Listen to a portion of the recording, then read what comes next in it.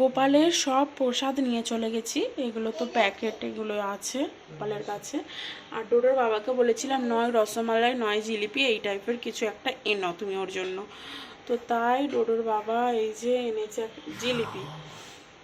আর এখানে মিছরিটা আছে, মিছরিটা তুলে নেব, অনেকক্ষণই দেওয়া হয়েছে। আর তো দেখো এই যে গোপালের কাজটা সাজসজ্জা লাস্ট টাইম দেখিয়ে দিলাম।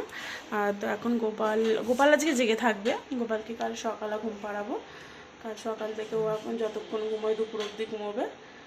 আর তো মানে 2-3 ঘন্টা ঘুমোবে আগে, আমি তারপরে দেখছি কি হয়।